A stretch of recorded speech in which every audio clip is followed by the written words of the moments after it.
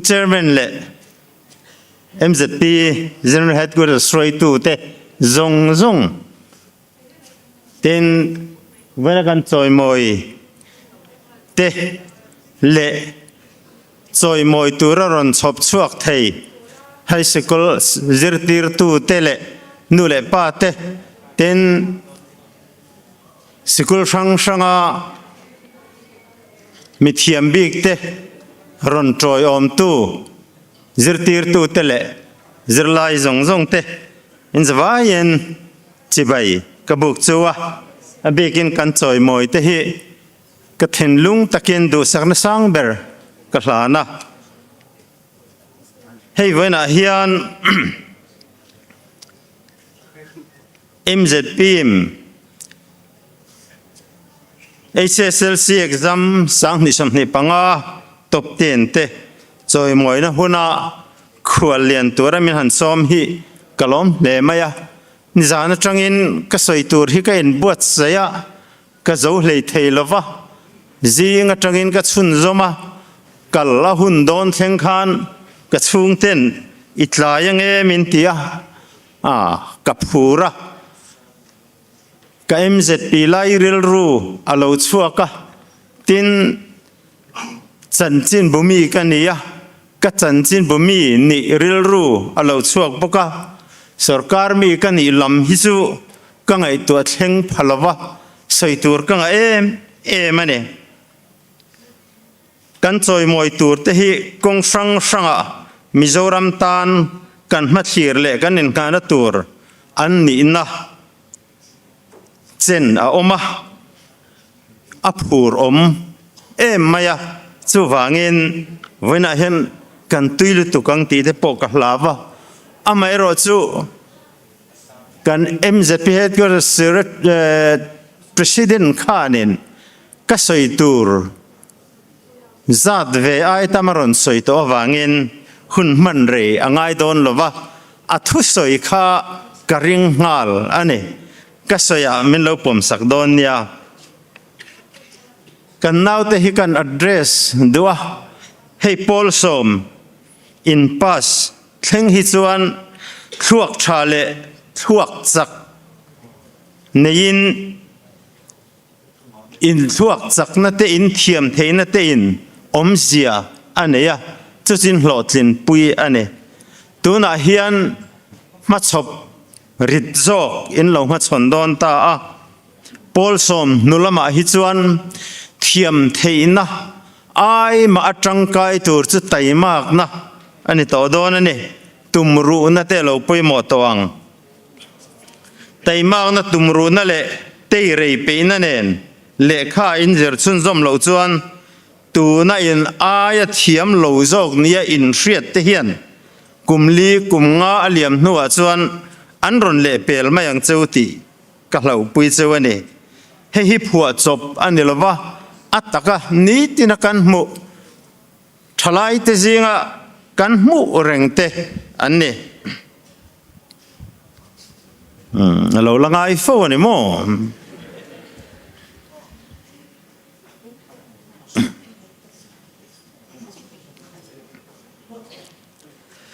tuna tang hian mani tuina takong in zo fu atul le bokin ka hria entir na pakhat than soilokila dokan ma thut chot le thil zirmel mel peichi ni lo analytical mind le skill nei thalo le tui lovin science stream kan zo me kan ti te hi thil ti sual la tak ania chu wangin tuna chuan puitling kong in zo tran don ania eng chia hinge ka hlotlin na turti ngai tu chua angai ane manin kan ngai tu chuak thiam lo ani poin mi thiam zok te nu le pa te kan ron taimak apoi mo me nang ni chu abik in ni a mi thiam bik in ni a chu tiang mi ron ngai lo tura de suan han ruat ta chewela amai ro chu khan sual pal hian kong min bo pir the ni ti hi kan hria ta poimo em ane hey hun engam matilaya trangkhan Mizo zinga All India Service direct atling kan nei tlem maya hei hi aveyom tak zetin kashia mimal tak poin englai poin ka vei thin ane chu wangin voina hian chulam chu ka soi wardu Mizovin India sarkar na thok kan ngai san de udewa direct atling kan nei tam apoi mo ma tuna hian soi nuam lo de soi tul si ka soi du chu Indian Administrative Service IAS kan nei nu nung ber chu kum sang ni som pali kum som pakhat kalta Grace lalrin diki patsuaw kha ane kum som pakhat chung India rama hian Mizo thalai te hi IAS kan lo lang lo to ane tin Indian Police Service a pheizuanin kum sang khazakwa som kwa panga kum som thum kalta khan David lalrin sanga kan neya chumin hulama chuan IPS Mizo fa Mizo ramatangin kan nei to reng lo tin IFS te hi India ramalang tham kan lo nei to thin kum sang ni panga kum som ni kalta muan pui sa yoi kha kan nei na nung ber ane record en hian Mizo thalai te hian chona sang tak kan ma chon mek ti kan in hriat acha voina kan choi moi te hi chu chona ma chon tura kan ma chuan te jingami inni tu tenge le peka hian lo chuak don chung jinga chuan kan be sei don chu ani chu chona sang tak Mizo nam ko na ni bok chang tura Mizo ten kan nga fak jinga in lo tel ta hi kan chuang chua Mizo te tan pangpar intlin kan be sei tak zet ane tuna changa kumnga atlin le huna chu chona chu in ma chon thei do na chu mem ja chu graduate in le huna tina ane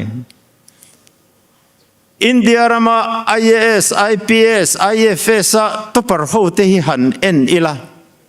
engineer ten ni tlang puya doctor ten ni nang ni ho po hianen le tuna pol som zir lai mek te pokan nyang atlang pui na thiam thei ho hi chuan technical line kal kan du thin acha amero chu technical line kan kal hian technical work kher tho tum lo turani central service kan rule o na hi arab thak to ania nam ang point alung chiat thlaka aza thak bokani chu nu le pa te tra ana ni ya thalai ten min tra pui ve ro tin kan som du chuani ti chuan atak tak ram han lu chil pui lok chu ka duwa tu na tanga thei pato pathanem ngai taka kum nga injir chuan kum ruk injir chuan engineer te doctor te in lo ni thei ang general line en kal chuan kum nga IAS in attempt theyang graduate nuwa coaching akal ai ma lok chu matric pass lim HSLC pass lim atanga thanep ngai taka in buatsaih hene tun lain kan el pui nam dang ho te chuanin ni khata dar kar som ni te le khan zira kenin ni khata dar kar engzange kan injir nei nem lei awang mayat luk lo kan ni chu wang chuan taimak na le tumru na khan min chan chuak the thiam the na ringot in min chan chuak zo to lo chulai te chu ka sei ware em duane engineer kan hanjir chuaka doctor kan hanjir chuaka sarkar na alu kan nu le paten lo nei thuai min lo du sak pui thin hi nam anga kan ma son thei lo na chi khatani engineer zir chuan nu a chon tu na Mizoram kan ram chunga na kan zon chuan atam zok na mu thei tok chu je ane van nei falte assistant engineer an lu thei chau je tang chuan mom kum nga tho trau khan akai theya kum nga dang tho le trau khan van nei top kho ka akai theya kum som phot thanem ngai taka record thatak nein kum nga kan thole khan post ro ka lo pal hlo chon se kai le the kum som panga se tang chuan kum nga kan han thok le trau van nei thil thuwa post ro ka lo le chon ce kai le the ni kum som ni chu top na ni deuh mai van nei chung chuang bik te an service van nei chung chuang bik ten ENC an kai chu tiang chu state dang te phesen nei pon nei lo kini state hian kan ne ni deuh mai chu ti lain HSLC kan pass chua ka tanga thanem ngai taka kanin buatsaih central service kan lu thei hlau chuan kum nga nuwa lekpo chung zong kan thian ten van nei top kho ka kum som ni panga an tho trau nuwa an kai thei te chunga khan kum ruk chung na kai thei central service kan lu chuan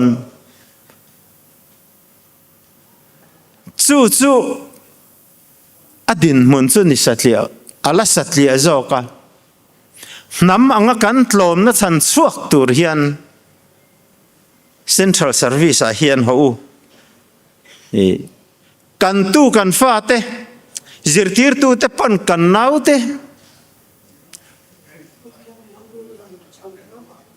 ifui thar le teng un tu na hian soi hreum tak dang Mizoram IAS som rualvel sarkar hian kan thok meka khongai takin lo holo se promotive kan ne Mizo te chu direct alut pakhat ma Mizoram sarkar tu na hian Mizo fa kan nei lo chuti lain namdang la thalai tak IAS state po na tang hian som pasari velan lo luta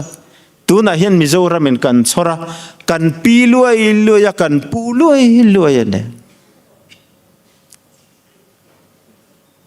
chu kan mabak hian ne IPS upon it ho tuna hian direct IPS thing nam dang tlangwal te nula te lapatuai tak som pakwe manen lo luta central sarkar in district administration om thei se ti in guidelines and siama DC an ni te ngaya a junior polchu subdivision SDO an ni te ngaya kan district amin op tu tam berte chu namdang Haryana tanga local te IS te an ne chuti line kan district azir lai te pon ne OMA te patom ngai pol te pon ne ami pui te pon ne Mizo DC kan du kan han ti thangota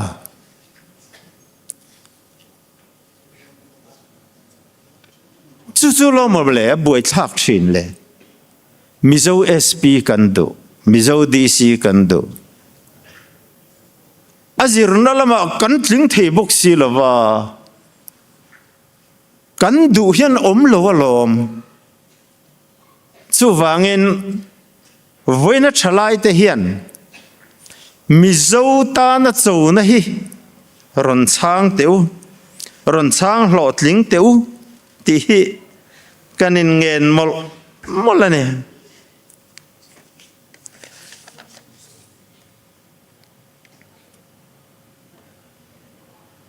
nuam ti zong kan ne ya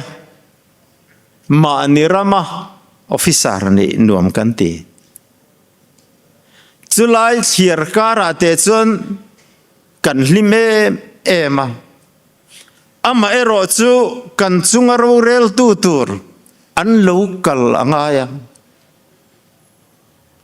nakin loka chuan nam ming soi lovila voina kan hu sit em nam te hi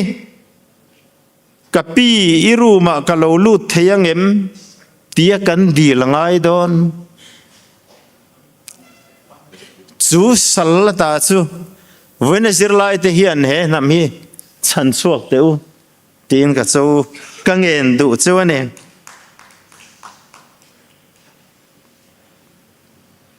le a to bera chung kan ti to mai nge tir ko Poland Kolosa khuami te hne na le kha thona India pianga mi hring rong bolang nilovin lalpa rong bolang zokin ti takzeden tiang cheu ti in he tiang ril rupu chung hian le kha zir chun zom ula ti in ka cha do chewani central service kan lu hian missionary tangkai tak kan ni the state tam taka sipai te kan ne ya sipai chi sang te kan ne ya chung ho te chu missionary tangkai tak India sarkarin lo tam taka pek chunga missionary na thok theyan ni chung opportunity te chu bon sang shreila pathian rong bol ni bok nam rong bol ni bok turin in buatsaih ang u in malam hunatan du sang sang ber kahlan chewa Mizo nam tan mi tangkai tak lo ni mol ula nang ma ni fui tu te le choi moi chin tu MZP